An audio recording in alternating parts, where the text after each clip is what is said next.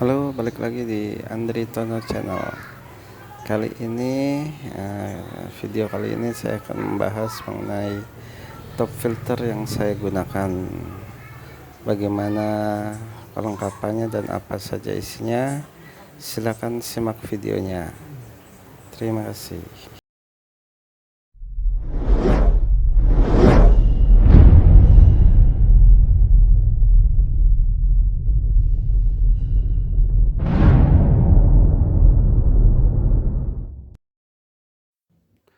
Video kali ini saya akan membahas mengenai top filter yang saya gunakan, media apa saja, dan juga penanganan pada saat membersihkan. Jadi ini kondisinya top filternya masih kosong karena beberapa saat sebelumnya itu media filternya saya keluarkan, kemudian saya cuci bersih, dan setelah itu saya jemur, baik itu top filternya maupun medianya itu saya jemur di bawah terik matahari. Jadi untuk ukuran dari top filter ini adalah lebarnya itu 80 cm, tingginya 15 cm, dan ke belakangnya itu 12 cm, terdiri dari 4 chamber. Nah, ini adalah media filter yang saya gunakan. Ada beberapa, itu biobol, saya menggunakan karang jahe, batu zeolit, dan juga ada lavarok.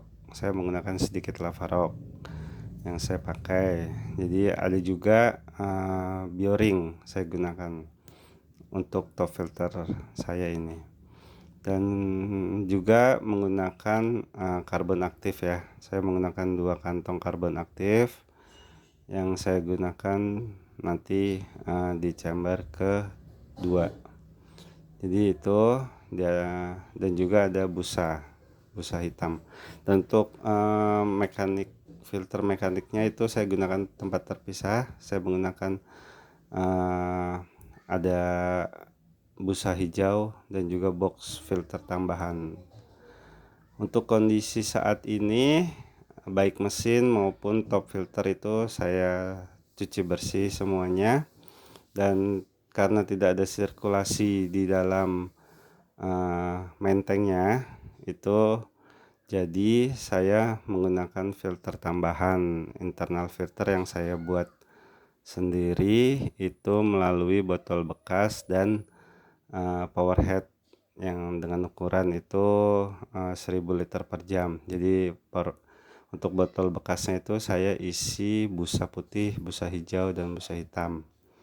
Nah, ini saya sambungkan, saya jadikan skimmer ya. Jadi saya sambungkan pipa untuk agar udara bisa masuk. Jadi untuk suplai udaranya di menteng selama proses maintenance ini tidak kosong. Jadi tetap terjadi sirkulasi di dalam akuarium ini. Dan jadi untuk menjaga agar ikan juga tidak kehabisan oksigen. Ikannya ternyata memang berenangnya juga di tengah ya, jadi karena kelihatan kalau bahwa oksigennya tidak berkurang. Selanjutnya untuk pengisian dari chamber pertama itu saya isi dengan dasarnya itu saya isi dengan biobol. Jadi saya isi biobol, saya ratakan semuanya. Nah, setelah rata terisi semuanya itu saya isi, kemudian saya isi busa hitam saya isi di atasnya. Nah, memang biasanya saya nanti paling atas itu saya akan gunakan K1 Kaltnesh. Jadi nanti teman-teman bisa lihat penggunaan K1 Kaltnesh. Dan untuk biobol ini memang sengaja kita taruh di bawah agar sirkulasi air itu tetap mengalir ya. Jadi biobol itu kan dia sifatnya berongga sebagai rumah bakteri juga. Nah, jadi diharapkan tidak menghambat alur air untuk keluar chamber kedua. Selanjutnya ini proses pembersihan untuk media filter yang digunakan. Jadi dari karang jahe, batu zeolit itu cukup saya kasih air dan saya bilas beberapa kali aja. Setelah itu lakukan proses penjemuran di bawah terik matahari sekitar beberapa jam, 3 atau 4 jam saya lakukan. Jadi ini saya cuci, saya kasih air. Nah ini juga untuk karbon aktifnya ya, itu saya siram air agar kotoran yang ada di dalamnya itu bisa hilang, diharapkan bisa hilang.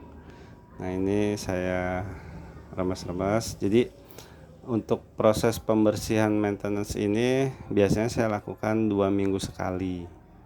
2 minggu sekali saya lakukan, karena untuk minggu dan itu bergantian ya. Jadi setelah 1 minggu water change, terus minggu keduanya baru saya lakukan pembersihan terhadap media filter ini. Dan juga memang kalau untuk water change itu saya lakukan setiap 1 minggu sekali. Tapi kalau memang water change itu saya lakukan pembersihan pada kaca-kacanya aja. Jadi untuk chamber kedua itu isinya bioring dan ada biobol, ada karang jahe juga. Jadi di sini saya memang tidak saya pisah-pisahkan, jadi saya campur dalam satu chamber. Nah selanjutnya ini di atasnya saya kasih karbon aktif yang tadi sudah dicuci dan dijemur, itu saya kasih di atasnya, dan saya tambahkan busa hitam di atasnya. Jadi kalau masih ada kotoran yang tidak tersaring pada chamber mekanik busa, chamber kedua juga, chamber pertama atau filter tidak tersaring, di sini juga diharapkan bisa tersaring. Selanjutnya masuk ke chamber ketiga. Chamber ketiga itu saya taruh sisa semuanya ya. Jadi saya masukin semuanya. Jadi di sini ada karang jahe, nah terus ada lavarok, ada batu zeolit, itu saya campur semua di sini. Jadi karena menurut saya itu dibedakan atau tidak sama aja sih fungsinya. Jadi dia dijadikan satu semuanya di sini sampai habis yang saya miliki. Jadi semuanya ada di sini di chamber ketiga. Nah ini sudah terisi penuh semuanya, ada karang jahe, lavarok, batu zeolit. Jadi ada 3 jenis saya campur menjadi satu di sini. Selanjutnya beralih.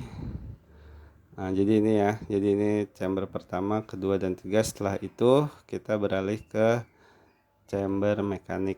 Jadi saya menggunakan top filter tambahan ya dari media filter ini.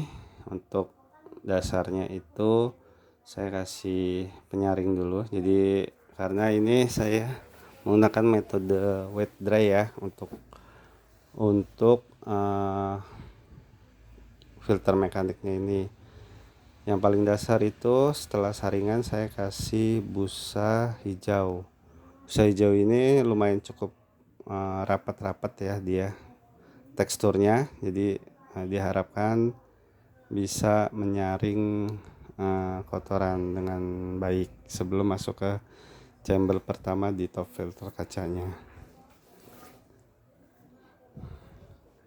Setelah busa pertama, busa hijau, itu saya di atasnya saya tambahkan busa putih. Nah busa putih ini kalau saya itu diganti per 2 minggu. Jadi per 2 minggu itu biasanya saya ganti dengan yang baru. Jadi tapi kalau memang sekiranya masih ada busa putih yang bisa digunakan, nah ini contohnya busa putih ini 2 minggu yang lalu kondisinya baru, tapi kalau dilihat masih bisa digunakan, saya taruh paling bawah. Nah, begitu juga nanti kalau yang atas masih bisa digunakan, biasanya saya taruh paling bawah juga.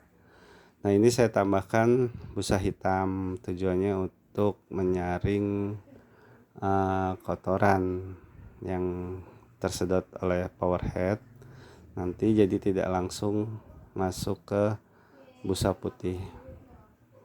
Jadi ini susunannya dari 3 chamber plus 1 mekanik. Nah, dari sini bagaimana dengan power head yang digunakan? Power headnya juga masuk dalam salah satu aktivitas pembersihan top filter ini. Jadi power headnya 2 minggu sekali biasanya saya bongkar dan saya bersihkan partnya masing-masing. Jadi ini yang saya bongkar, ini power headnya, lubangnya juga tadi sudah saya bersihkan.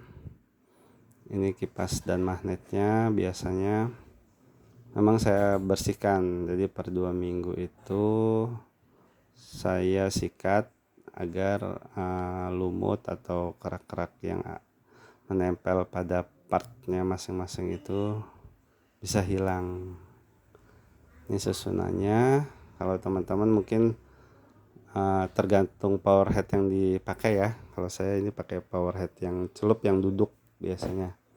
Nah, ini setelah disusun, saya masukkan ke dalam menteng akuarium saya. Posisinya seperti ini, saya sambungkan melalui ke top filter kacanya melalui melalui ini selang. Saya masukkan untuk aliran pertama itu saya jatuh ke filter untuk mekanik ya, mata tambahan dulu yang nantinya akan terus mengalir sampai ke chamber 4. Di chamber 4 ini saya menggunakan tambahan selang dan dia ada kayak sambungan ya. Sambungan itu ada beli di toko-toko akuarium itu banyak. Nah, ini hal itu tadi gunanya itu untuk meminimalisir suara ya. Jadi ini kalau kita coba nyalakan power headnya, nah ini seperti ini ya. Jadi air mengalir ke ke top filter yang di atas dulu. Nah, ini gunanya kapas hitam gunanya untuk menyaring kotoran yang besar. Setelah itu air akan turun ke chamber pertama. Nah, itu saya pasang level ya, pasang stiker hitam itu supaya untuk melihat level airnya. Jadi kalau level airnya melebihi stiker itu, saya perlu merubah lagi untuk membersihkan kapasnya. Mungkin ada yang terhambat, jadi dia itu. Tapi sejauh ini sih saya tidak ada luberan air ya. Jadi untuk airnya tidak luber. Nah, ini saya tambahkan L untuk mengurangi suara pada air keluarnya. Jadi ini susunannya seperti itu. Nah, pada ini yang untuk chamber pertama ada ruang kosong ya. Ruang kosongnya ini saya akan isi dengan kewan Kartens. Saya tambahkan kewan Kartens yang biasa saya gunakan. Sama kewan Kartens ini juga tadi saya bersihkan dan saya jemur di bawah terik matahari beberapa jam. Setelah itu saya kembalikan lagi ke sini. Ini kewan Kartensnya, dia akan terus bergerak ya karena ada air yang turun, jadi pergerakannya. Dan saya ini tidak menggunakan aerator sama sekali, baik untuk kewan Kartens maupun untuk di menteng yang bawahnya. Ini untuk penyangganya dari top filter ini saya menggunakan 3 kaca ya. Top filternya saya disangga oleh 3 kaca ini di bawah. Ini adalah tampilan bagaimana bekerjanya top filter saya. Nah, teman-teman, ini adalah yang saya gunakan, jadi mungkin bisa menjadi referensi buat teman-teman bagaimana setup untuk top filter teman-teman. Jadi cukup sekian, semoga video ini bermanfaat buat teman-teman sebagai referensi dan juga saling berbagi. Terima kasih, jangan lupa like dan subscribe. Salam.